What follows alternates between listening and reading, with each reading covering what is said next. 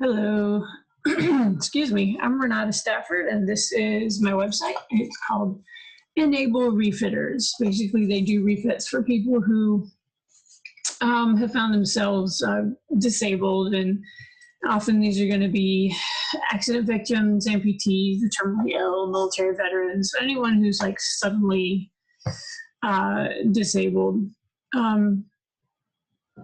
So what they'll do is come in and they'll refit their homes so they can fit, with wheelchairs and other things.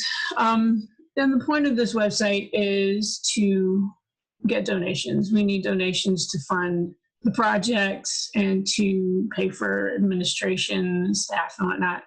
And any contractors, because we have volunteers that work, but we also have contractors to make sure that it's done right. As far as design decisions,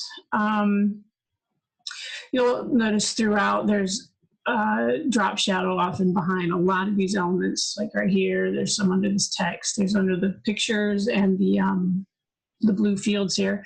Just kind of makes things pop a little bit, gives it a little dimension. And it also helps with this right here. It makes it a little easier to read. And also I decided to put a little bit of a kind of a design and texture in the background just to give it a little extra something interesting to look at, because we've got flat here and there's flat here and here and all these flat areas. I thought this white could use something to make it just kind of stand out a little bit or not really stand, give it some interest so it's not blah all throughout. So I think for me, actually, let's go look at the let you guys see the mobile view. So here's the mobile view. It just changes a little bit. It's not a whole lot different. We still have the drop shadow.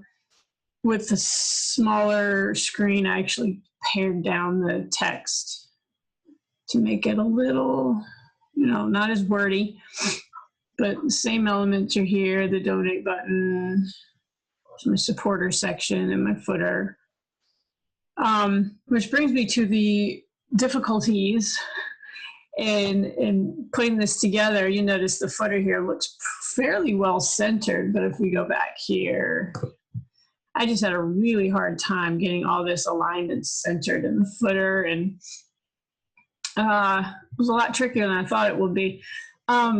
One of the things that was really frustrating was customizing CSS that was written by somebody else. And most of my experience up until now has been writing my own CSS. So I know what I've done, or usually I have a good idea of what I've done. So it was hard to go through and figure out how specific do I need to be to get the right elements. And that was kind of tricky. And also because I'm not sure why, but WordPress updated very, very slowly. It'd take like a whole day when you put the code into the custom code into WordPress. It would take forever to finally show up on my website. And I would keep working and be saving it to some like a notepad. And I would forget things and things would get mixed up. And apparently I missed a few things. It never, like up here, this guy is super tiny, but he wasn't when I last worked on it. So working with things like that, it's all the little details, all the little technologies that you use to make this work. You got to be really careful to make sure that you're not forgetting anything. For me, that was really hard to remember to do things, and I have to make lists and I forget to write things down on the list. But that was one of the hardest things I had to deal with, was just remembering to get all the little details in.